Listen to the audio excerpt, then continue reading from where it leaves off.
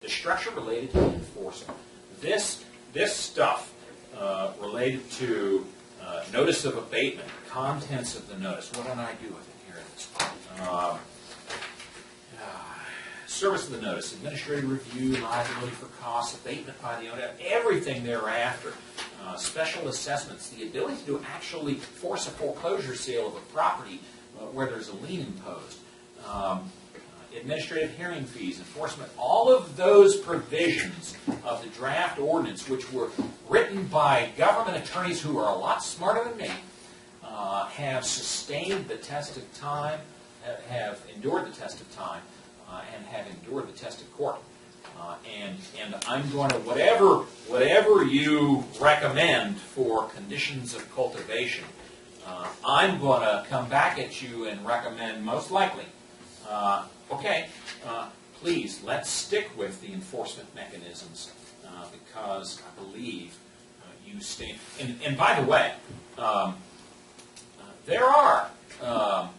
there is litigation that comes from this issue. It is an issue that attracts attention. It is a topic which has some money behind it. There are advocacy groups that may not have presented themselves in this meeting in the past, but that are likely aware of precisely what's going on here. And we've seen recently, it wasn't litigation necessarily. Well, Fresno's involved with litigation with the ACLU on their ordinance. Now, they imposed a total ban, and I don't think that was your indication in December or at the study session. I understand that. But there are other counties that have had litigation, and I want to present you with something that is as litigation-proof as possible. The other thing is there are, aside from litigation, there are the possibilities or the potential for political follow-up on these. And let's talk about the Shasta case, for example.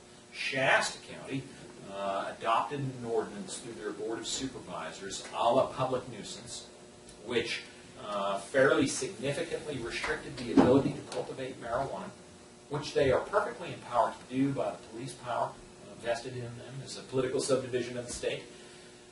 And yet, thereafter, there was a fairly significant number of their own constituents who challenged that, which they're empowered to do under the codes. Yes, by referendum.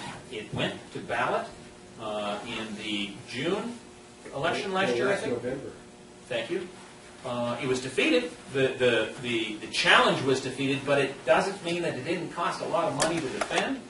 What they did is they did two things that we have to see. Butte County had the same experience. Is that not only did they get a referendum to challenge the county adopted ordinance, so that's being voted on, they then floated by initiative their own ordinance. This is the marijuana growers. And so now they had two ordinances being voted on by the voters. And one of them was the county-based ordinance that had the restrictions and so forth, and then the marijuana business folks that wanted to basically throw open the doors and pretty much all, whatever goes, goes. And the voters in both counties wound up defeating the initiative 2-1, which was the pro-marijuana growers, and they supported the county ordinance that was on there by referendum by a 2-1 vote, 60-40 or 62 to 38, kind of that split. So it was 2-1 in favor of the county ordinance and 2-1 against the growers, and that was pretty much both counties. The point being, of course, that there's other things that can occur than litigation, which will be expensive for the county and could expose your ordinance to some sort of overturn. The same thing here is that you get your ordinance all crafted and have it all put together and we adopt it, and they could challenge it by referendum, and they could come in and by initiative try to qualify and pass their own ordinance. I think correct. That can occur. Butte and Shasta, I think, because those two big counties, they have much more wild climates than we do. The fact they couldn't get it float there, that I would say the chances of them trying to do that here would probably be not happening. Well, so I've been sitting here thinking about what I'd like to ask you to do next with this thing. And I am left with the idea still that this was introduced to you today, number one, keep the ball rolling, because I know that there's continuing interest in this topic, and I certainly am not interested in seeing it fall off the radar in any fashion. People out there, we have to know that this issue typically is hot in October. It's because it's harvest. It's harvest, and you've got the plants exceeding 6 and 7 feet, the smells around, all of the things which really give rise to the heavy-duty nuisance, although that's kind of a generalization is what I'm saying. I don't want, after harvest season, it to go quiet. I want to keep the momentum going, and so that's why this was put on for today. But I'm mentioning it for a couple of reasons. One is the conditions of cultivation section in there. I told you I'm not married to. I don't necessarily endorse. In fact, it may even be inconsistent with what you instructed me in December. I'm fine to go back and rework that to make that more close to what I think you want to see. Could I suggest, Mr. Chairman, that what we do is that we follow up with this by maybe, not next month, maybe in March, schedule another kind of a workshop like we had in October when we were down at the Vets Hall. And we will have, or maybe it was in November when we had that, yes, November. it was. But as a follow-up, we make this draft be the subject of discussion, and we know the results of the Bowden, Shasta, and we know what Tehama did in the Bowden, Shasta, and Butte County, and we kind of put together and invite all these parties in, because what you want to do is get whatever in place well before the next growing season comes along, so you don't Certainly have the same dynamics that you would have in October. Yes, and I believe that's an appropriate. What I'd like to do, if you permit me, is before that study session occurs, is to have it back and to identify the conditions of cultivation a little more narrowly as to what you all want. If you're done with your presentation, instead of anything you I'm want thinking to I am now. I get that feeling. Not one to miss out on a hint. Now we've got stomach growling. Well, they got me in another meeting at 1:30 too, but I think what we needed to do, Jim's kind of on track, right, in my thinking, but I'm marching way too far off. Yep. I would say February. Well, February, I mean, I was just thinking, what I like to do is not just like this schedule, but get this so they can be white this or But let's get this done. Let's fill in the blanks today. Thank you. That's what I want to achieve, and I think the best way to do it, and if you got something, territory that I like, I'll fill in the blanks to get it back to you to make a county ordinance out. Do it verbally, then I don't want to pick up 5 different public Well, no, but documents. I'm just telling you how I feel about what you put together. Okay. To me, it's what I want. I'm happy with it. And I want to hear from Dean later if he's got any issues with it. And you should know that I did send a copy of this draft to the elected sheriff, the elected district attorney, and the director of building and planning services in anticipation of today. So let's go over it page by page. The first blank we got to fill on page 2. Cultivation of any non-marijuana location for premises within the 5 million feet of school. I say 1,000. What do you guys think? I'll put up John. I'm good with that. Jeff? I'm saying. 100 feet might have nothing. No. Right, I mean, I would go even further out, I mean, half a mile, How about 25 miles? out in the restriction. I mean, in the, I agree with you. I think it'll be 5,000. In the, I mean, So let's. Jim, what do you, seriously? 25 miles. Oh, that works. And I want to know Physically, if when you talk about schools, if we're talking about charter schools. It's specifically identified on page 4. It's defined, and Well, the problem you're going to run into in terms of your enforcement is Yeah. Who's doing it? schools are schools, and they usually are physical.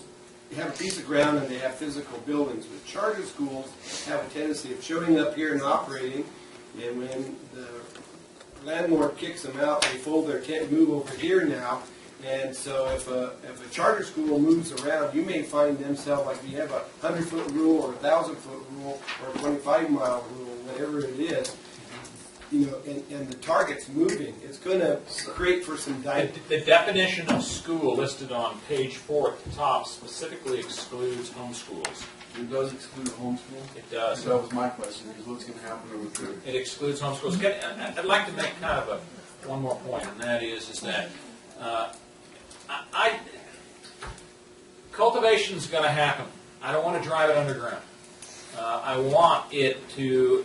This is contrary to my 20 years in the office of the district attorney to say, you know. I don't want to create zones or distances necessarily. It's not my ordinance. It's your ordinance. But my advice to you, or my recommendation to you, is, as your counsel, is please don't construct an ordinance that essentially makes it not permissible to grow anywhere in the county, or, I mean, that's an exaggeration, but so limits cultivation that you're essentially inviting people that can't afford to move. Well, I think the definition answered Jim's question very good. And you get my point. That was my question. So my thought is on the distances, I mean, 1,000 feet, a kid's still going to walk to school. He's going to walk by every day. Of course. If you get it out to 4,000 or 5,000 feet, you know, he's either going to be riding the bus from mom and dad's going to be driving to school. I say half a mile. I think we have to be realistic, too, I mean, unless we want this thing. Yeah, if you say 3,000 feet, you're talking about, I think, probably the entire township of Westwood from around Fletcher Walker or the high school. You're talking about that's more than a half a mile. I think probably the maximum you can go is 1,000 feet. I'm good with that one. 1,000 feet. Yeah, I was just using that as an I example. think I've seen that in emails, that. Mr. Chair, if I may. Yes. Gary Phelps, if I may, doesn't know me. But I attended a lot of the study sessions too, and was there, and I was at City Hall, and correct me if I'm wrong, Bob, but one of the reasons the city ordinance originally was going to be 1,000 feet, and the number of people that are there that are medical marijuana users said if you make it 1,000 feet, if you look at where every school is right now in the city of Susanville, and draw circles around them, you essentially eliminate the entire city. Correct. So there would be people who use medical marijuana within city limits. Generally, the county ordinance is going to supersede the city ordinance because the city is in the county. If you set up an ordinance that say 1,000 feet, then the city, anybody in the city limits, is going to have to abide by the 1,000 feet, so you can eliminate everybody. City can be more restrictive than the county, This but right, ordinance- they can be less restrictive. I regret to inform, I apologize. No, please. This ordinance would only deal with unincorporated territory within the county Outside limits, the city. not the city of Susan. Okay, and maybe I missed that part, that it's only in What is the unincorporated city? areas. 500. 500? Well, adopted. it has not been adopted. Third draft. They're in draft form still. It's kind of drawn out just a touch. They went back to the planning commission. I think that's scheduled to come up here shortly. But it was at 1,000. It's been reduced to 500 for those very reasons. Does this ordinance, or all ordinances are only in unincorporated areas, or does this ordinance specifically cite that it's applicable in unincorporated Generally, areas? the counties, these kind of ordinances can only Just be stated to unincorporated. unincorporated. Thank you, that was something Yes. I didn't The understand. city jurisdiction supersedes us in this, Yes. in police matters. Okay. But then I'll just caution the council that, again, you know, it's great you say a half mile or 1,000 feet or 3,000 feet, but remember there may be somebody who is a legitimate user of medical marijuana and they just happen to live, you know, behind the school there in Janesville. We want to eliminate the big, huge grows, but they might be, so think about that distance from the people that are legitimate users. We want to eliminate those that are abusing, but those that need it, we want Maybe to create support them. an exemption Thank you. category that could be handled on a case-by-case basis. So if you have somebody like as an individual, like, you know, you're shaking your head. I think it would be the marijuana. Sorry, to decide. For now, let's move on and get the other, fill in the That other. would be Galen. So we're gonna use 1,000 We're gonna use feet and 1,000. stuff, yeah. I'm going to push someone. Let's start with, can we start with 1,000? We may, you know, we're going to end up in a discussion. Well, the public workshop's Yes. gonna really, Influence by the time is they're that done, you're they're gonna be do influenced. you and I. Because in 2016, you're going to have recreational use loaded in. Well, just, but that, to me, that's not a reason to not use it. No, but I mean, Correct. Right. I think We got stuff which means that we need to get something into place fast, because Yeah. once that hits, you're gonna have a hard time making it. Okay, let's Do go it to right. Page 4, page 4, A1. A1. How many plants? We decided 12, didn't we? Well, let's make sure we understand what we're talking about. We're talking about the maximum number of plants per qualified patient or primary caregiver. I'm gonna go with the expert advice of Mr. Hines. I think he smokes a lot of pot, and he says 10's the max. Could I suggest that for purposes of today, we look at a range, maybe we say between 4 and 12, or something like that?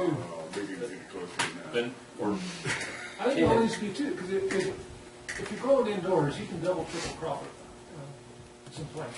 And if you go up to 12, that's 36 plants a year. Nobody's going to use that.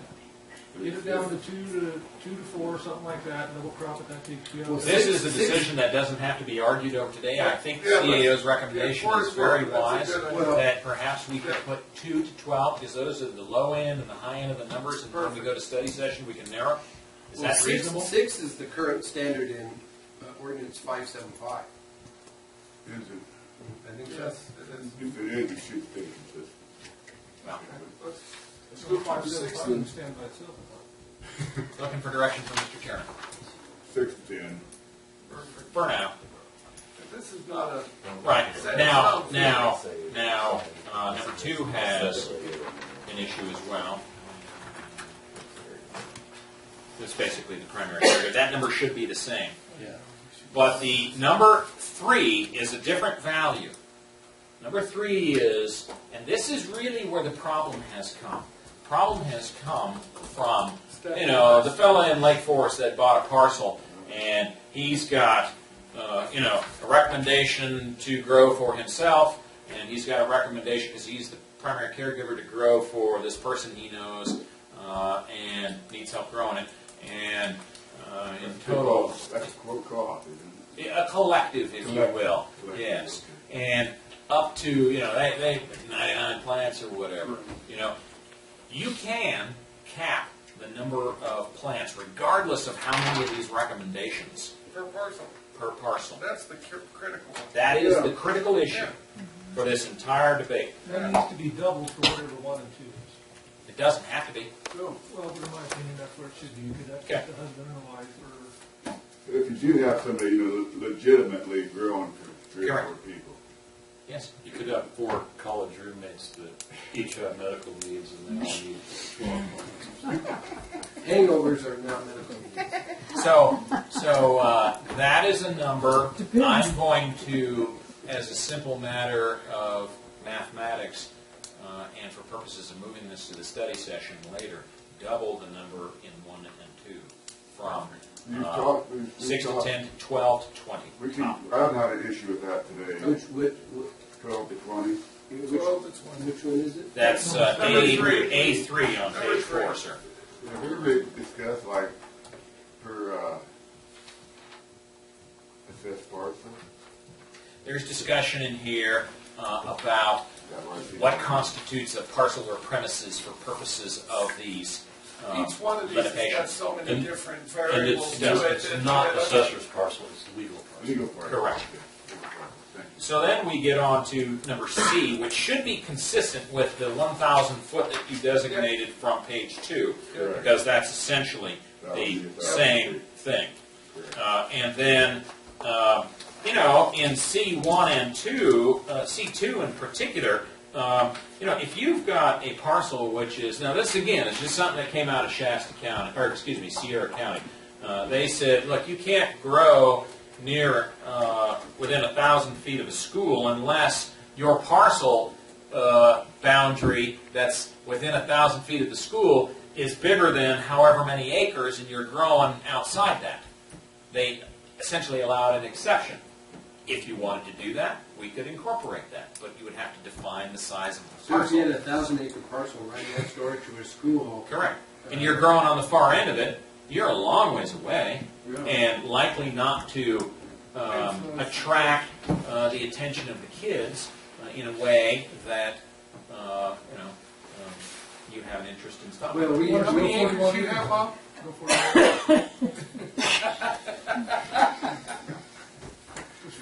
We won't Yeah, go. 40 acres. It's a quarter by a quarter. Quarter by quarter.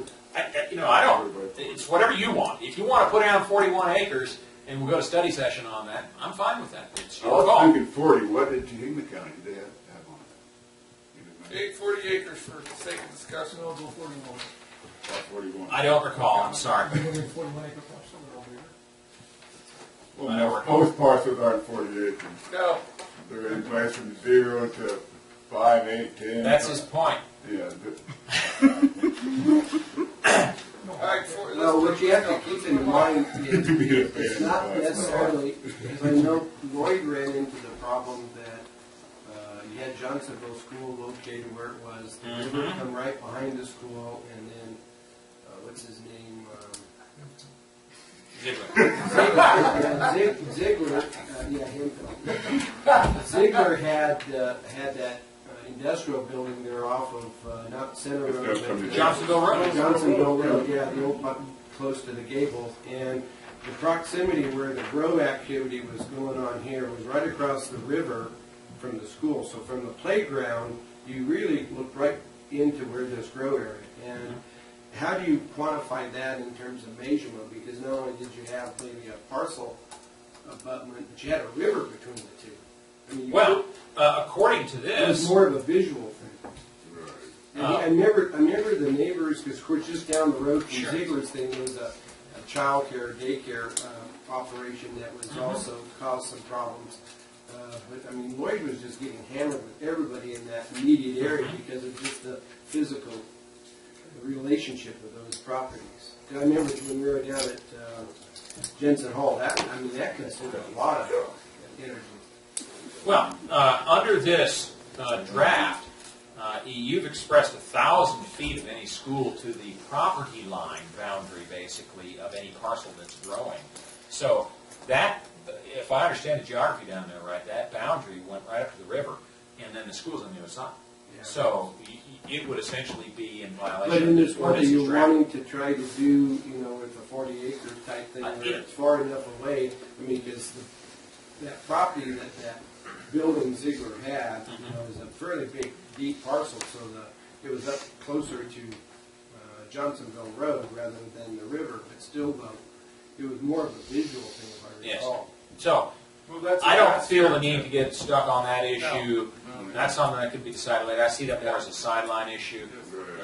Certainly the So number of you're plants saying per 41 patient. 41 acres is what you're using for the number there? Well, that's what Mr. Albaugh brought up. Same with an oddball. I'm going to put 41 in for now. Yeah, let's agree. And I'll keep that in Uh, I'm mind. going to tell you, we're going to have a whole We'll hear different about it. aspect after this next meeting. that's I probably guarantee true. you, we're just throwing figures out here right now. Okay, That's let's right. They're go to almost page 5. meaningless. Page 5. Number and, 3. and number 3, setbacks. Setback. Yeah. 60 feet, what's setbacks? So, well, Can't be your your setback. I get that, but I mean, It's whatever you set it to. Setbacks are different in different parts of the county as it relates to different structures and You or can't go very premises. far, but you're talking about a resident. Right. I know, 60 What's the building's 1,000 standard? feet. 20 feet. Gilmore, Assistant Director. I would say 10. If it's over an acre, the county code says it's 30 feet. So it would generally be 30 feet. There's some instances in like the CT district where it could exceed that. But But we're basically asking you to build a structure, so it needs to be 30 foot back. Right. No, Galen, make it grow. question again. Right, wide open. In Well, that Westwood, building some of them houses in Visual, Westwood, only you could visual. grow. If you had a 30-foot setback. they're not an acre. They're under an acre. So Okay, the 30 feet is found in our fire safe ordinance, which is codified in 9.16 of county code. The zoning setbacks would then apply in Westwood, which have a much lower. Well, the city of setback. Susanville uses for setbacks is 10 feet, so between your building and the property line is 10 feet, and your neighbor has 10 feet, so that creates a 20-foot wide area that the fire department and others can access, so you can get easement through, that's the purpose of the setbacks. Tehama Road, 100 feet Did they really? Yes. Larger than that. from boundaries. Now, is that 100 including foot Red setback. Bluff? That would not the city. Leavenworth, Probably no. Lake Forest, Westwood. Yeah, that'd eliminate Big any parts. congested area. Well, my lot is only 100 foot wide, so Yeah. on both I would directions, say there's no 10 way. feet. But you're in a city, I was gonna say 250. Probably 10 for some of the. And now, is staff gonna come through with their recommendations on these things? I think staff here right now. I think we're doing this right now. Okay. Well, I have one No, I'd like to but- get out if I can. And, Okay, let's hear David. Well, one would be, in this, that would apply to this section probably, is grow lights indoors. You know, we've seen fires come out of grows, and is that something that the board's concerned about, that, you know, if we're allowing grows to happen indoors, are we gonna, you know, set up any protocol for inspections or anything like that to ensure that that it's being done properly? So that's an issue that Building and Planning Services obviously has, and I'm good to receive that input. I have this draft ordinance. What I would welcome Building and Planning Services to do is to identify those concerns in an email to me on behalf of the department, and we can address those. It does say in number 4 that lights indoors shall comply with all laws. Correct. Correct. That covers it. Applicable laws, it does. Where's that at? I'm sorry. Who's gonna It's number enforce it? 4 on page And how? 5. So, But I thought that was getting talking back about to this- outdoors. It the- relates Setbacks. to indoors. Lights used indoors shall comply with all applicable laws, including without limitation restrictions on the use of lights or lighting that interferes with the use of any radio or other communications device. So I guess the question is that enough, or do you want any assurance that that's being adhered to? Other than that, that's a choice that the board would have to make. We're not contemplating any registration process. Why- correct. Why aren't we contemplating that right now? We can. Let me tell you the story of registration from, I want to say Mendocino or Del Norte, maybe Humboldt, I don't recall. They required registration. And they got into the kind of gimmicky zip tie thing. Mendocino, thank you. The feds came along and subpoenaed all the registration records for purposes of, I think, federal grand jury. And then what you had was, you had the county basically being in a position of identifying to the feds all of the growers of marijuana that had been encouraged and been required by the county ordinance to come in and register in advance. And then my expectation is it drove people underground. Just like gun control. I don't necessarily think it's prudent for us. I'm still standing by the proposition that we won't create a structure that encourages compliance rather than drives people to illegality. It's going to happen. The enforcement issues. Cultivation will happen. The question is In what manner?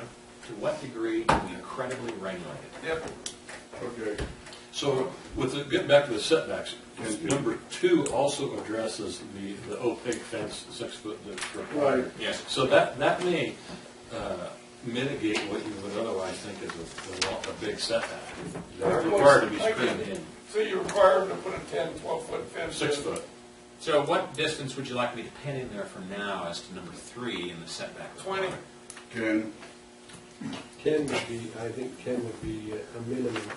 I don't think it's not that critical. I mean, whether it's 8 feet or 5 feet or 20 feet, so what? Well, Yes, sir. the complaint is going to be the smell. Smell. The visibility is one issue. No one wants that growing against the property line where the kids could pick it. But the other issue is in the fall, the smell. odor associated. No, it's not going to, I think the setback's 8 feet or 12 feet. I agree. I don't know. I mean, a little different distance isn't going to make a big difference, but you know, the difference between 10 and in fairness, you know. the smell was identified as one of Was the a big, nuisance big issues nuisance. that people genuinely complained about when we had our I study got session. tired of it. They're looking over the fence at 99 plants. Right. So, okay, well, You wanna go 15? I'm 15. I said we period consistent with our building ordinance. which is That's what? different by parcel size and by So zone. it's different by community.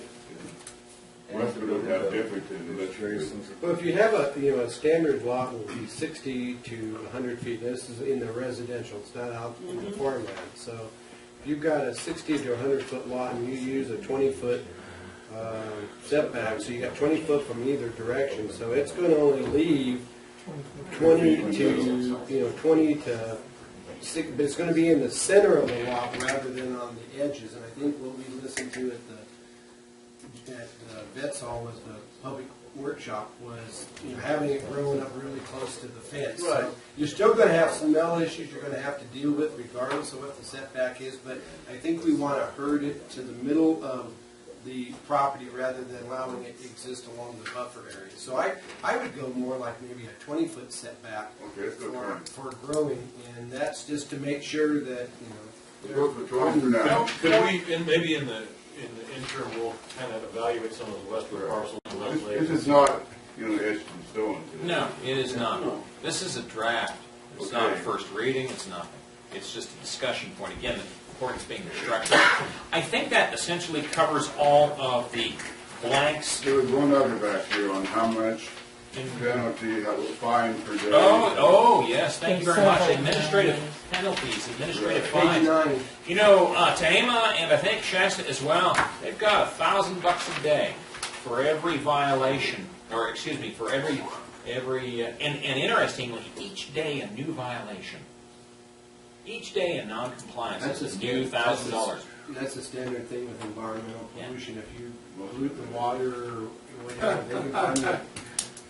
So I know that there was just a case from Fresno County where they had the same $1,000 a day, and I think the state judge ruled that was excessive. Okay. But Can I saw I it was on a throw digital clipping a service. novel the other day. suggestion? Isn't that the road to litigation, Dean? What I would say Sorry. is we tie not only a dollar amount, but a plant amount. So if we give them 12 plants, okay, let's say 10 plants to Mr. Fine per Hines, plant.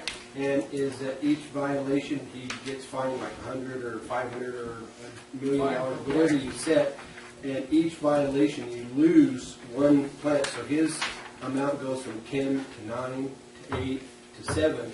So after 10 violations, he basically has run out of plants. But if you tie it to the Is plant this the same guy count, that complains about the complexity of the state? So how you gonna control that? Dean? no, but I'm just saying Bring that the people.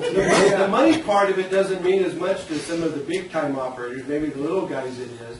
But I think it's losing their plant count would be more of a penalty. But the than violations come in different forms than plant count. They come in terms of plant count, sure, but they also No, come in terms of... the violation has nothing to do with Doesn't the matter what plant the count. violation's for. Okay, I'm just saying is the punitive aspect of whatever the violation is. It's like when you play Monopoly and you go to jail and you do not pass go and you do not collect $200. Well,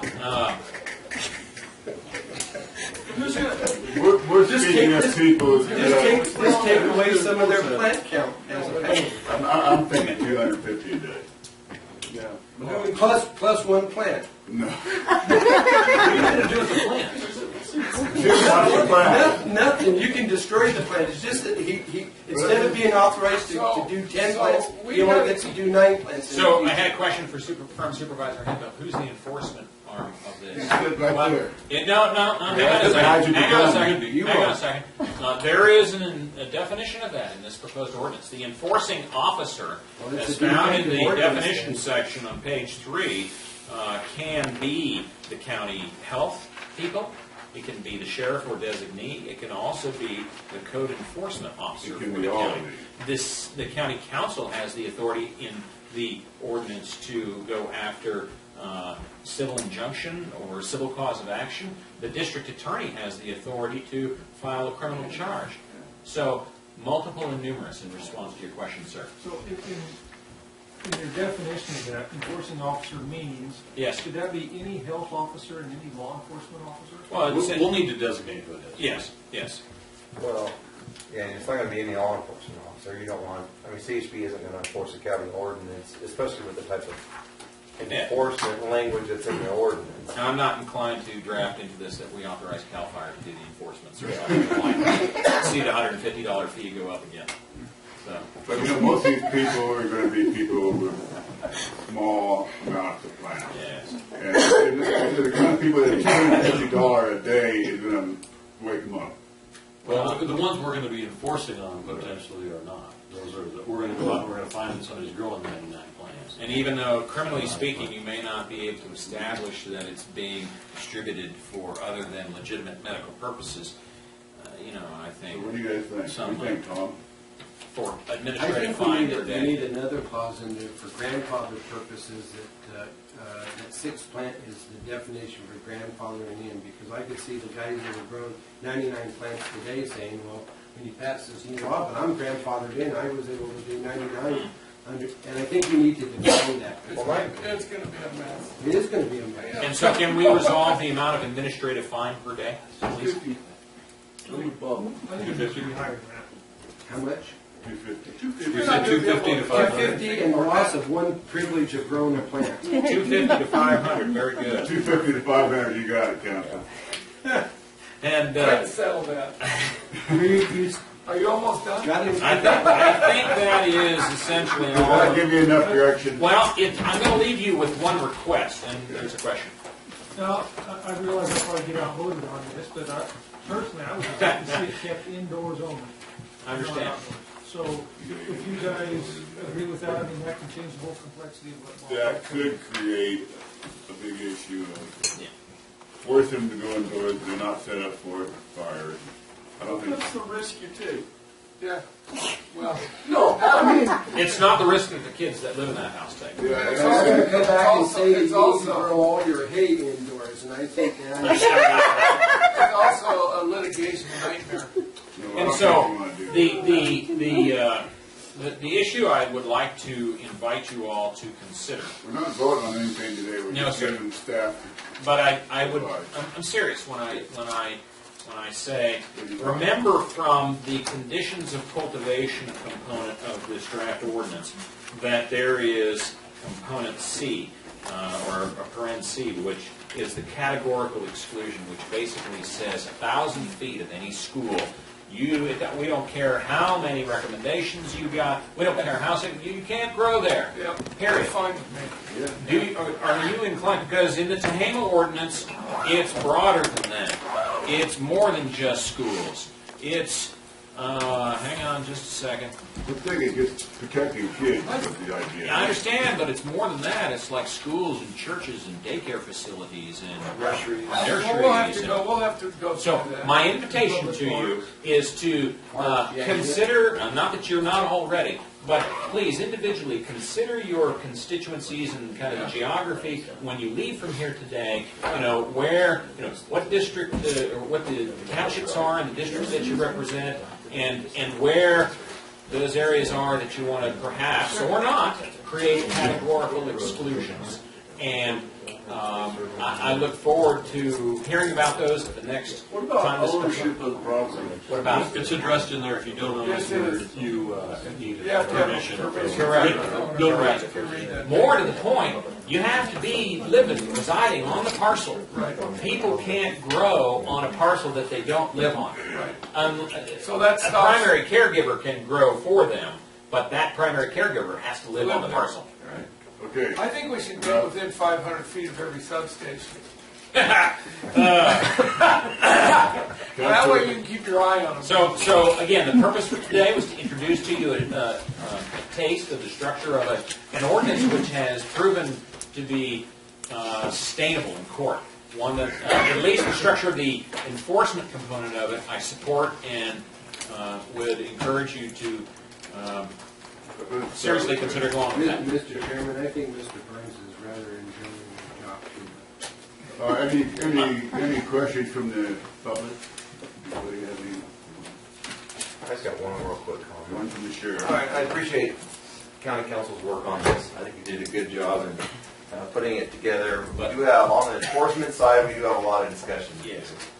Between us, code enforcement, and figuring out, because again, it has to, we both preached that in the prior meeting, it has to be enforceable.